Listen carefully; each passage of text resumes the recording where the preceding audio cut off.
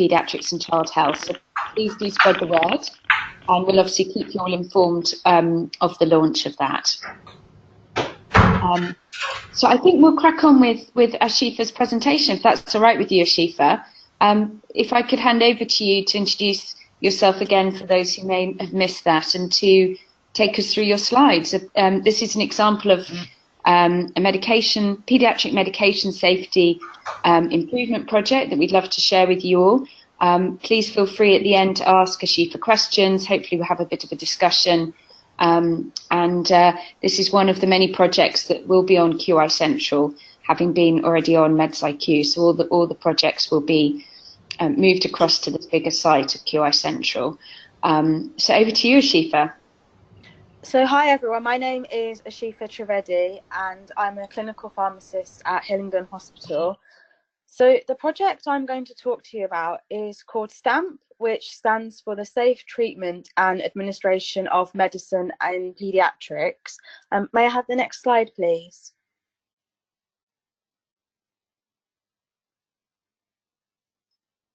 So the project was set up in 2016, and the reason for starting the project was we actually had a patient who was transferred back to us from a tertiary centre on clopidogrel. Now, clopidogrel for us at Hillingdon is a drug we don't use very often, and unfortunately there was a prescribing error with the drug, and the nurses also administered the drug. So what we realised from that error was that errors are multifactorial, and that often the error sort of continues down the chain. So it's not just one thing that has happened to cause the error.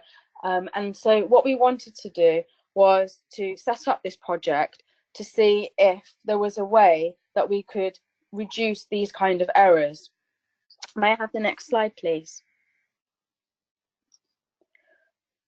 So looking at where we were at that point, we decided that we would do a baseline audit of what our error rate was, and then we wanted to reduce our overall prescribing error rate by 20% each year. But we also wanted to engage staff to increase the awareness of administration errors, and encourage people to report errors, because one of the things we found, which I'm sure you find in your hospitals, is that people will Datex moderate and severe errors, but often where there's no harm or they're near miss errors, people don't report those. And those were the kind of errors that we thought, if we could really capture those, that would help us improve our prescribing culture. And we wanted to review prescriptions on a weekly and then a monthly basis, as well as trying to find out from trainees why they thought errors were happening and what we could do to try and reduce those errors. May I have the next slide, please? So the way we started was we had what we call medicine safety champions, and we asked people to volunteer for our project. And this was a combination of doctors and nurses, and we wanted the buy-in from as many people as possible to help us with this. And the project was led by 2 consultants and myself. The whole department knew about the STAMP project. We discussed it every time we had new doctors starting, and as well we discussed it in our clinical governance. The way we collected data was every time the ward pharmacist looked at a drug chart, any new items that needed screening by a pharmacist, we would record if there were any errors and the type of errors. This obviously means that no data was recorded at the weekend because the pharmacist was only on the ward Monday to Friday. And from that, we found our error rate at baseline was 5.4%. May I have the next slide, please? Before we started any of our PDSA cycles, we got feedback from our medicine safety champions, and particularly from the nurses. They had some really, really interesting ideas. So before the project started, one of the things was the treatment room had a door that you couldn't see into. So whilst nurses were busy trying to draw up drugs or doing calculations, they were often being interrupted by people knocking on the door who couldn't see if there was anybody in there or if the person was busy or not. So they asked for a glass window to be put onto the door of the treatment room so that people were aware of what was happening. And again, if nurses were preparing medications, we got red tabards for them to wear, so that, again, if you saw a nurse wearing a red tabard, you would know that this person is busy doing something with medications and they must not be interrupted. The other thing we started doing was a daily safety huddle at handover, where if there were any high-risk medications that patients were having, we would discuss those. The first PDSA cycle we did was to ensure that all prescribers were given name stamps, because sometimes what would happen is we would identify an error, but we were not able to give feedback to that individual because we were not sure who had actually written the prescription. So by having name stamps, and we designed our drug charts, there was specifically a space for the person to stamp, we were then able to give feedback to that person. Now, feedback wasn't always negative. If we thought someone had done a really good example of prescribing, we would also want to recognise that. And if the person was happy, we could share that good prescribing with others as well. The second cycle that we did was we started sharing the error rate with the paediatric team. So the doctors had a WhatsApp group where we were able to share with them what the error rate was that week and if there were any themes that we saw, so common errors that were happening. People really liked having that weekly error rate, because if you were the doctors on that ward that week and you knew that you'd worked really hard, it was nice to see that that was reflected in the lower error rate. And if the error rate was high one week, we could look at reasons for, was there something exceptional that week? Did we have a very busy ward? Was there lots of changeover of consultants? Was there something different that week that happened? The third PDSA cycle was about receiving feedback, because until that point, we didn't really have any formal way for trainees to get feedback and who they wanted that feedback from. And pretty much everybody said as soon as an error was detected, they wanted to hear straight away from either a pharmacist or a consultant.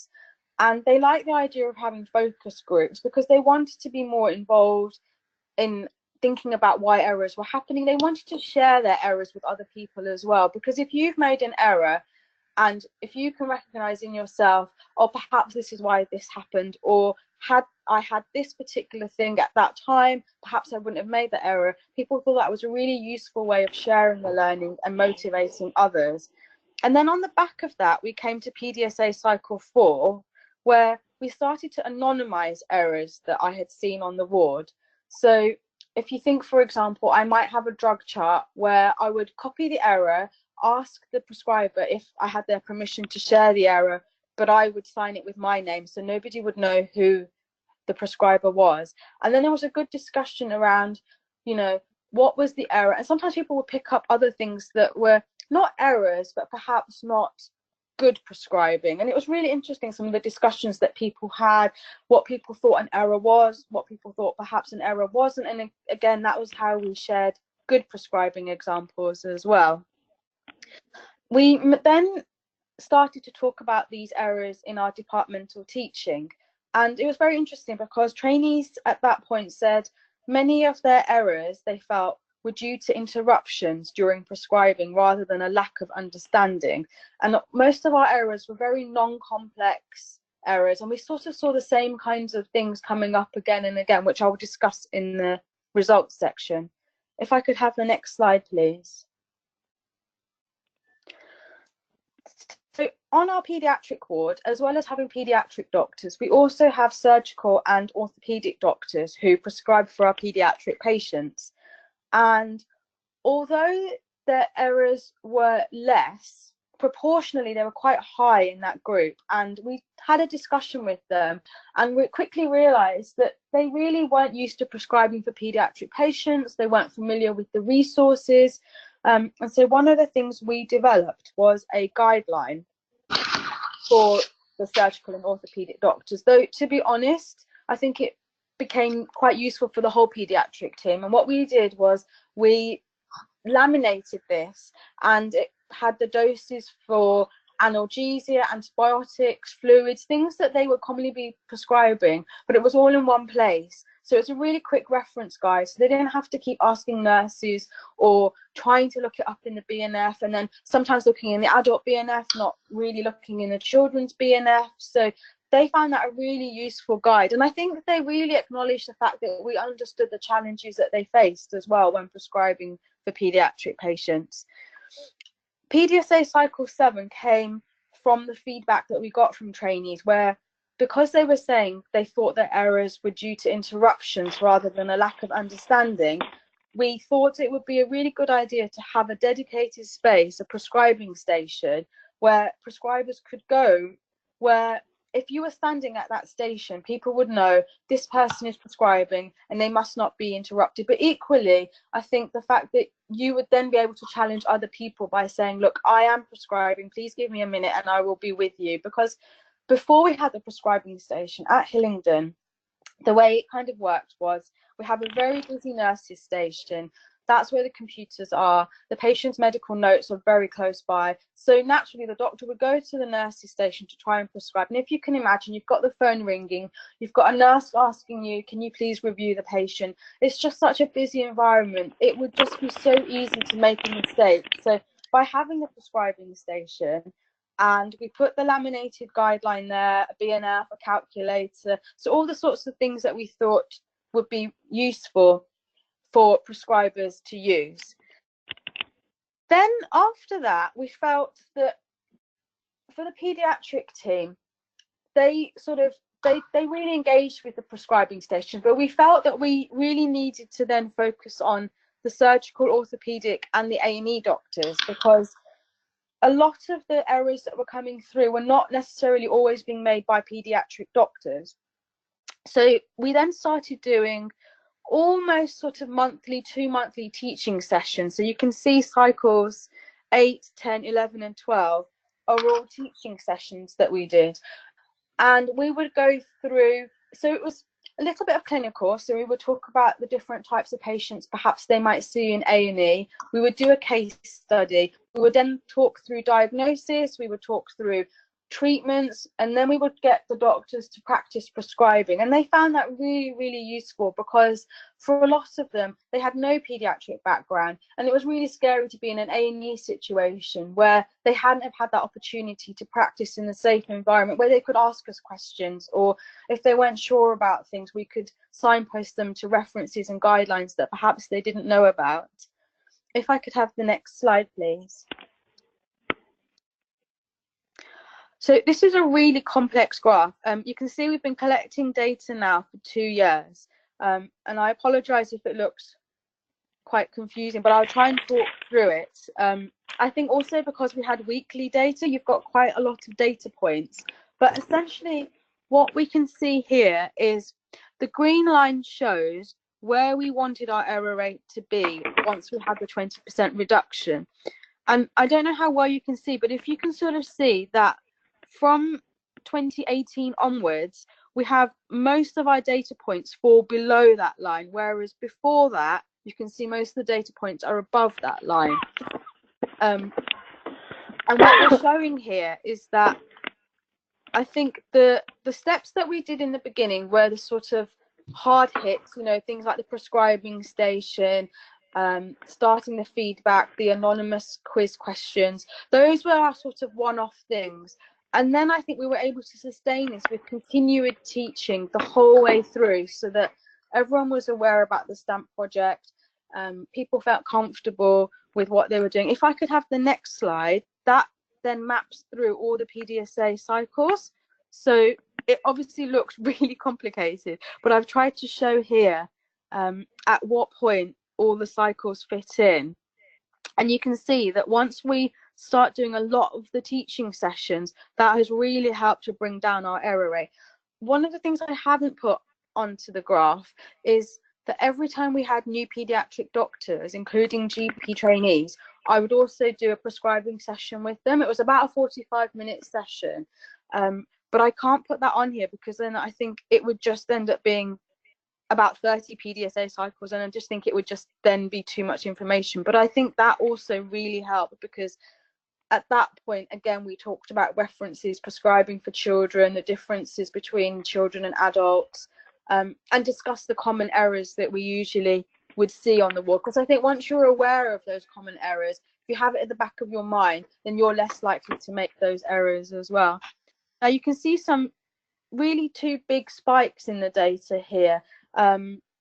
If you see, they happened usually kind of around winter time. You can see that we have big spikes in our data. So if you see November 2017 and again in January, and so we realized that there will be times where you will have these offshoots of data that will completely take you away from the trend of where you've been going along, and it's recognizing what's happened on those occasions. So for one of those occasions, we didn't have a consistent consultant attending on the ward that week. We had a different consultant every day.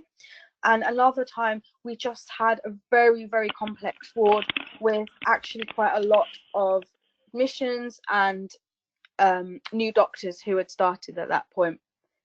May I have the next slide, please? So as I said, at baseline, our error rate was 5.4%, and a 20% reduction would have taken us to 4.3%. In 2017, we only achieved that on 2 occasions, but by 2018, 9 out of 12 occasions, we managed to get our error rate down to less than 4.3%. And actually on 4 occasions, it was 2.7% or less. And you can see our average error rate has come from 5.6 to 3.8%. So yes, 1 year on, we have achieved our aim of reducing the overall prescribing error rate by 20%. May I have the next slide, please? So I mentioned that a lot of our errors were low-level errors, and what kind of errors are we talking about? So it would be things like doctors prescribing in meals instead of dose, which we understand that when patients present to A&E in the middle of the night, mum says to you, I haven't brought the medicines with me, I know it's 4 mils of this. And it's just highlighting to doctors that the problem with that could be, if more than one strength of that liquid exists, there's a huge potential for a drug error to occur. Not signing prescriptions, not completing the frequency of medication. So that often happened when doctors were prescribing on the PRN side of a drug chart. They would leave the frequency box empty. Like I said, the majority of errors did not lead to any patient harm, but we wanted to encourage our staff to report all errors, even if they are no harm near miss errors, because what we don't want is one day one of those near miss errors to actually become a very severe error. And by learning about trends of errors, we hope that we can incorporate ideas into our PDSA cycles to see if we can change things as the project moves on. Can I have the next slide, please? So where do we go next? Now we've reached our 20% reduction in errors, what's next? Well, unfortunately, because I'm on maternity leave at the moment, we have had to change how we're doing the project. So we were collecting data, like I said, every single new prescription. Where we are at the moment is we are now still collecting data, but we are only looking at 1 drug chart a day, just because otherwise collecting data at that level is really hard to sustain, especially when you've got different people rotating through. We still have the same consultant. I'm still overseeing the project. We really need to continue with our teaching sessions for all doctors prescribing, because that, I think, has been our biggest success. And we need to decide where we want to go with our error rate this year. And that's the end of the presentation. Thank you so much, Ashifa. That's fantastic. And I'd like to congratulate you on your perseverance and your your continuous data collection. It's pretty impressive to have kept that up over such a long time. I'm sure everyone else would agree. And obviously that's important to see that any of your changes have been sustained. And, as you say, gives you the opportunity to improve things even further, which is great. So I'll just open it up to everybody else. It'd be lovely to hear from everyone actually on this call. If sort of any reflections, perhaps share any of their own improvement work which may be along the similar lines.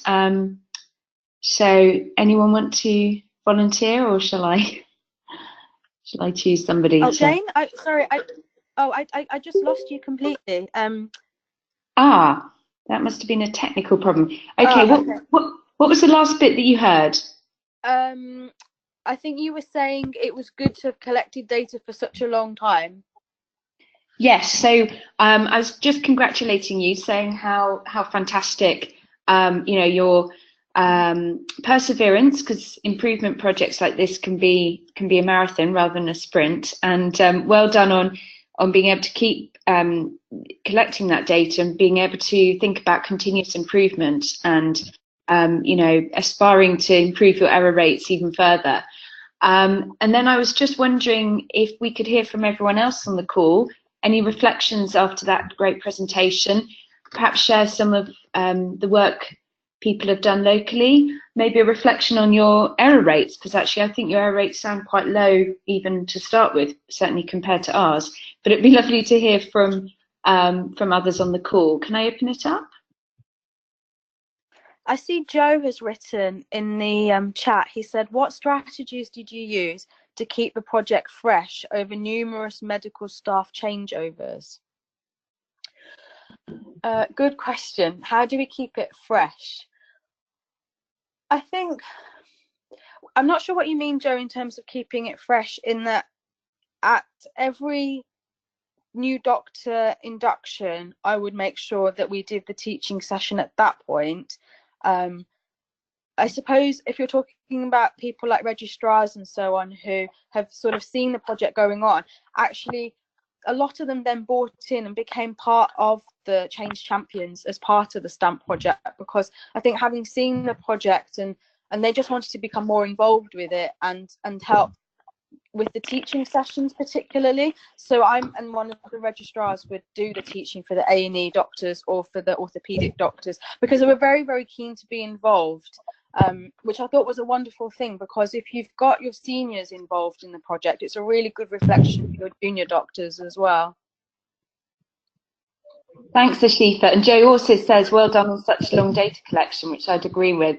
And well done for keeping it up whilst you've been off. I think, small regular sets of data, as you say, can actually, give you a very good snapshot as things go on as to what's been sustained. And the only other thing I was going to say, looking at your run chart, you could actually plot the median line to show that improvement that you mentioned.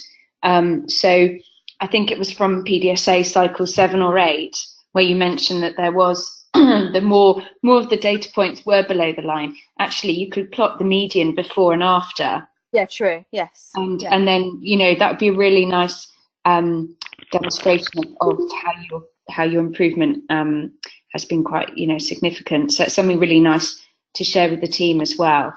Anyone else on the call have any reflections or questions? I wonder, hi, it's Jo Corey from Birmingham Children's. I'm just wondering about how you defined your errors. What did you define as an error? So you referred a little bit to obviously the mils versus a dose, and not signing prescription. But what else would the definition of errors include? So I've got a list of what constitutes an error in our project. So we have unsigned prescriptions, incorrect drug, incorrect dose or units, incorrect formulation, incorrect route, incorrect or missing frequency, allergy status incomplete or incorrect, duplicated drugs. Because we use paper drug charts, I also included administration times that don't match the frequency. So what I mean by that is sometimes you might say TDS in the frequency box, but then when it comes to circling times, you may only have circled 1 time or 2 times. And I can go into that a bit more as to why I think that happened. And poor handwriting, which could lead to a drug error, and incomplete or incorrect medicines reconciliation as well. Okay. So it's very interesting that you took to defining it so precisely, because a lot of the literature, when they talk about errors and establishing an error base rate, is actually that's one of the things that they fail to do. They fail to say, well, what are they actually including as errors? and So I guess very wide. the reason I needed to do that is because what I want for the project is if I'm not the pharmacist on the ward that day, I need to know that the person who's collecting the data, their data would replicate exactly what I collected, because otherwise I don't want variations in data because it's subjective. So I think by making it really clear, then everyone is collecting data the same way, if that makes sense. Yeah, absolutely. Thank you. Yeah, that's really important, Ashifa. I mean, it's something we talk about a lot in quality improvement, is being very clear in your definitions when you're looking at data. And the analogy I love is the slide with a picture of a sheep with lambs, and saying, well, some people would say that's just one sheep, but some people would say that's actually 3 sheep, as to how you define it. So being really clear in your definition is so important, so everybody, as you say, everybody in the team is on the same page, but also when you share your data and when you present it, you can be clear. So well done on that. Thank you. Any other questions? Hi, it's Alice. I don't know if it's clear. Can you hear me? Yes, we can. Brilliant. So thank you so much for that. It's really, I find it a really inspirational project. Again, just not least because of the fact that you've been able to sustain it for so long and really collect meaningful data in a way that so many projects don't. I guess reflecting on our own experience, we have the what is both, I guess, a fortune and misfortune of now being on electronic prescribing, which means that it's very hard to measure error because the prescriptions at one level are all perfect. You know, they can only be, they have to be completed properly. So the kind of errors we get are different, where somebody may have selected the wrong drug in error or overridden dose calculations, but they can be very hard to find. And so we are relying, for our measurement, we have to pretty much rely on DATIX reports. I'm just reflecting on your original comment that DATIX obviously very much under-reports. And I just wondered if anybody out there has any kind of ideas or tips on how to get the DATIX reporting for medication errors up and more reliable.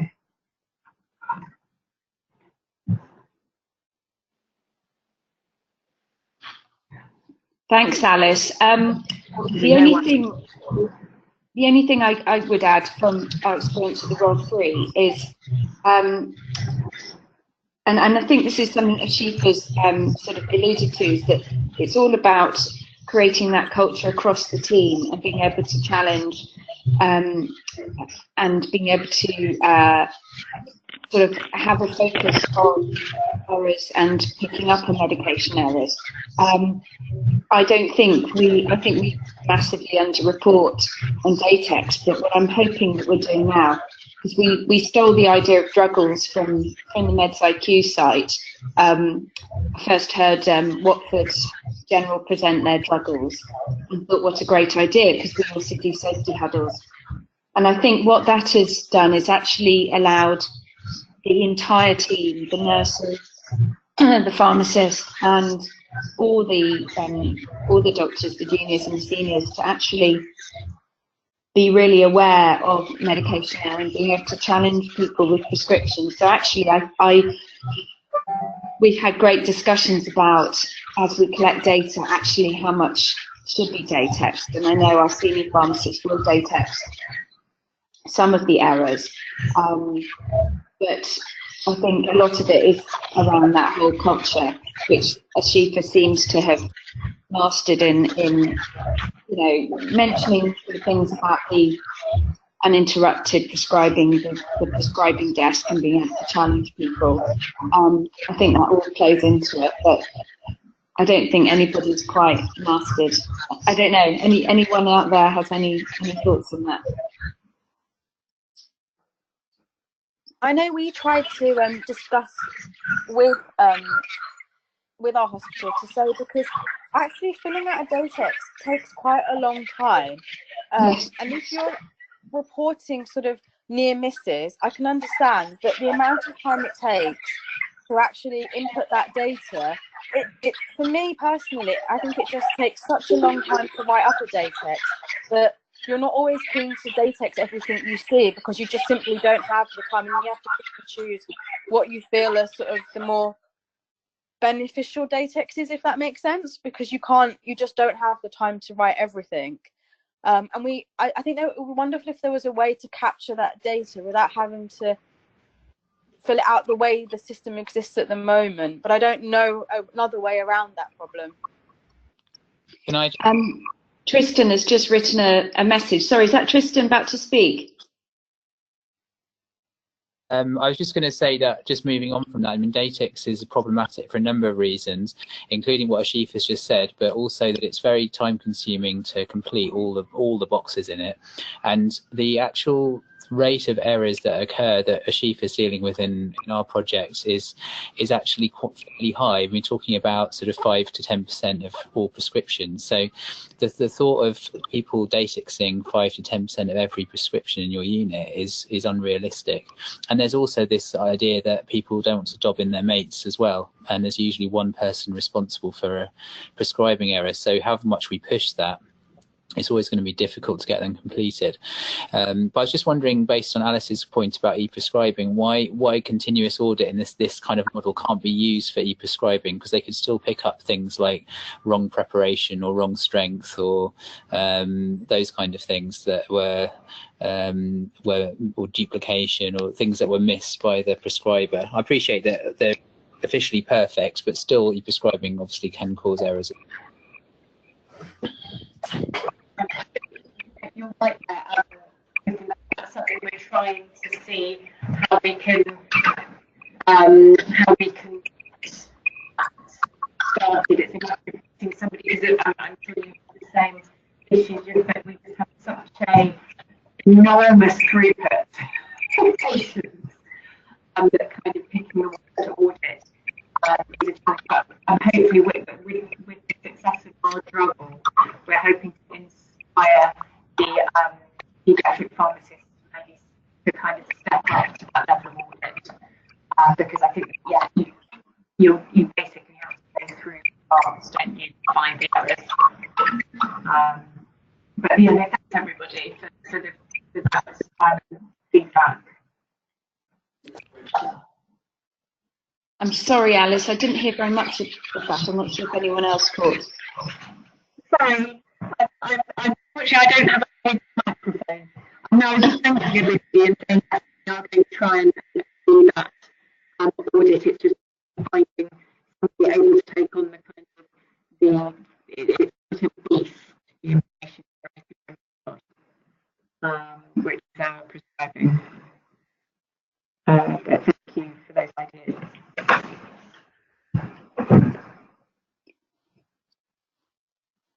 Okay, any other reflections or anything else people would like to share from their own local improvement work related to this presentation?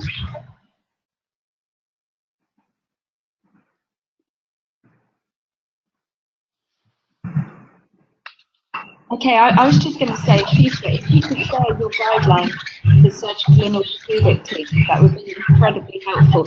Is it something you've put on the MedsIQ submission? The guideline? Yes, if you could share that would be great. Of course. Yeah, yes, we can. We do have some resources, tools and resources on the website, which you'd be able to share this on. It'd be fantastic to have that, because I think that's something a lot of us struggle. We certainly have a lot of other teams come in, and we found that with our medication safety project, the biggest, well, we're looking at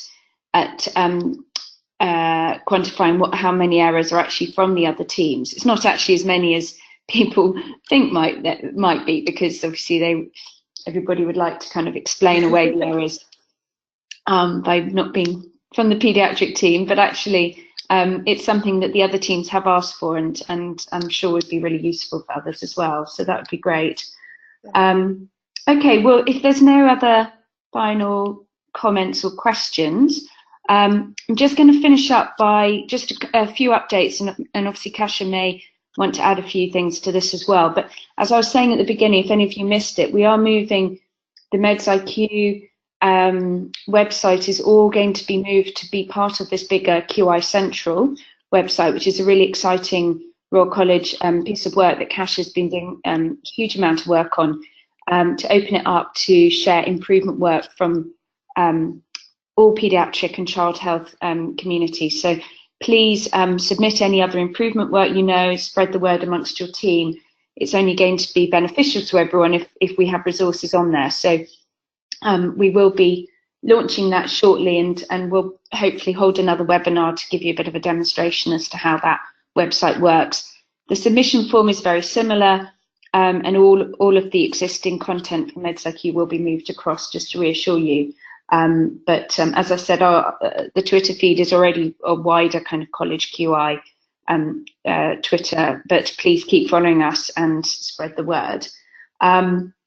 Just to say, for those of you who are not aware, there has been some other work that we've been doing at MedsIQ alongside WellChild and Medicines for Children, and that's been some really exciting work, co-production with patients and parents, mainly parents from WellChild, but looking at designing an app to improve medication safety in the home. So this was some funding that WellChild got from Comic Relief, and apparently the app will actually be released in March as a prototype. So that's really exciting, and we'll keep you updated on that. Obviously, we've got the RCPCH conference coming up in the spring, and there's lots of quality improvement sessions, which is great. And you know, keep an eye out for the program, and you know, it'd be lovely to see some of you there. Kasia, anything I've forgotten or anything you'd like to add? No, I think Jane, this is all. I think just another word of reassurance that the MedsIQ champion activities will continue as they have been. Even after the move to QI Central, so we will continue to have our web meetings, and you will also continue to receive the bulletin, although it will now be called a QI Central bulletin and will encompass a wider variety of content and topics than just medicine safety. But medicine safety will still feature strongly in it, and we're, you know, as Jane said, retaining the MedsIQ component of the new site. Thanks, Kasia. Any questions or comments on that? Great. Well, I'd just like to say a huge thank you to Kasia, because you know, Kasia really has led all this work from the college, and it's great to see that the college kind of recognising quality improvement, you know, on this larger scale, which has all come from Kasia's hard work at MedsIQ. So I think exciting times ahead. Alice, do you have anything else to add? I'm not sure if Alice is still. Alice, you still there? I'm still here. No, I think that you've covered everything there. Thank you. Okay, well, thank you all. And keep up the good work. It's great. Thanks for dialing in as well. And thank you to everybody on the call. You know, we look forward to our next webinar. We look forward to hearing from you. Thank you. Thank you, Jane. Thank you. Bye, everyone. Bye, everyone.